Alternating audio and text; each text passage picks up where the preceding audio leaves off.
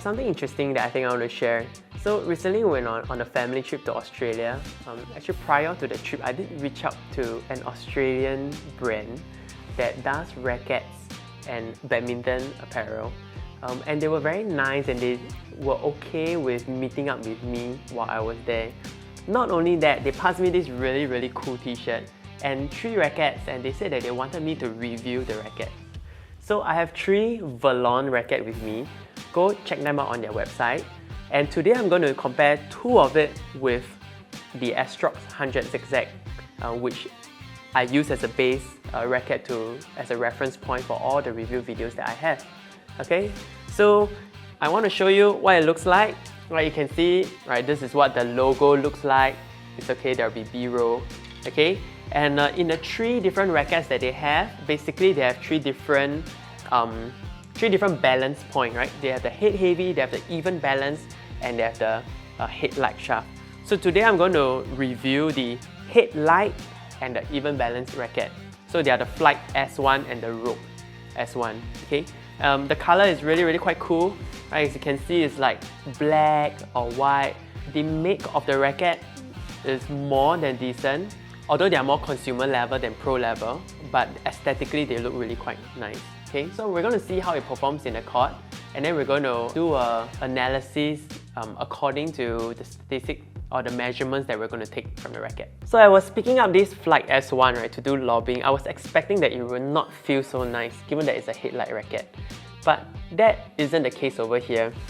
For some reason, the swing feels faster, and the responsiveness of the racket means that actually I can easily send a shuttle to full base. As compared to the Rogue S1, Rogue S1 doesn't really quite have that speed in terms of the swing, and it doesn't really have the power.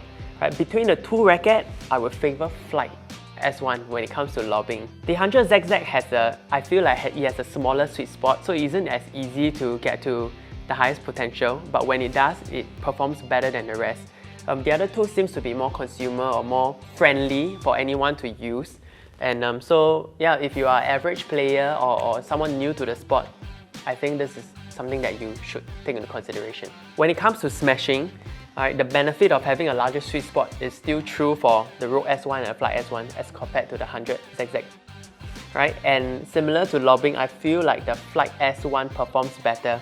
It could be a pseudo effect that I feel like I have a faster swing as compared to the Rogue S1. When it comes to defense, again, the Flight S1 gives me the speed and the accuracy, so I'm a lot more confident with that. The Rogue S1 performs decently well. Right? I think at a consumer level, I think that's good.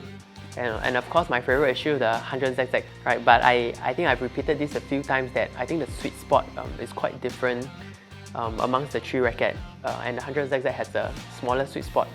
But when it does make a good contact, it's better than the rest. So finally, when it comes to defense, the Flight S1 is much faster. The Rogue S1 feels a little bit sluggish and not as responsive. And the 100 Zigzag performs the best. My experience in the court, I really favor the Flight over the Rogue S1. To me, I have many reasons to get the Flight S1. I think in terms of the responsiveness, the speed of the racket, and how it sends the shuttle over to the other side, I feel a lot more confident with the Flight S1. What's really interesting though, that when I allowed my student to try all 3 rackets, he actually chose the Rogue S1. And I think this really shows that everyone have their own preference, right? And it really depends on what you're looking for. I put it on a table statistically, right, to show what it means. You can see over here that in terms of the balance of the racket, the Flight S1 has a shorter balance and the Rogue S1 has a high balance. And that's congruent to their description that the Flight S1 has a headlight racket. So you can imagine me that the lighter the head, the more I can go to the bottom of the racket, right? Because then that's as per what they describe, right? The head is much lighter. And that will result in a much faster swing and usually better for defensive play. A very big difference between the 2 rackets is that the Rogue S1 is almost 4 grams heavier than the Flight S1. And the Flight S1 is very similar to the Astrox 100 Zigzag. Now with all things considered, Right, there is no one statistic that you should be looking to, but it depends on how they all come together. To be honest, when I was swinging all three rackets, it felt like the 100ZZ was a bit heavier than the rope. But statistically speaking, it's very not true.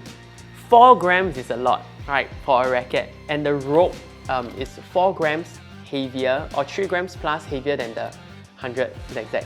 And finally, when it comes to flexibility, the Racket S1 has the most flexible shaft at 11.3 displacement, while the Flagship S1 has 9.8. I have a better understanding of my experience in the court. Remember when I was doing the defensive movements and I felt like the rope was a little bit sluggish? I think it's because of the flexibility of the shaft. Usually when the shaft is a bit more stiff, you can feel the power translate from your wrist right to the shutter. Whereas when there is a higher flexibility, there's a higher whipping effect. I do admit that it comes down to preference, and I have a preference for stiffer racket. Well, that's why I'm using the S-Rocks 100ZZ. It is known to be a super stiff racket. My overall review for these two rackets, I think it's really worth considering for a few reasons, right? Number one, they look really nice, right? With the nice printing and the font, and even has a 3D logo on it. It has a very nice color where it's like all black or all white, right? And I think at that price point, for a made in Taiwan racket, for an Australian brand, I think that's as good as the price can fetch. So who would I recommend this to? Anyone who has a budget and is new to the sport, you want a more than decent racket, right? But you're not at professional level yet, I think this is something that you'll consider. I will consider recommending this to my students from now on. So that's all for this episode. And next episode, I'll review the last racket, the Havoc S1.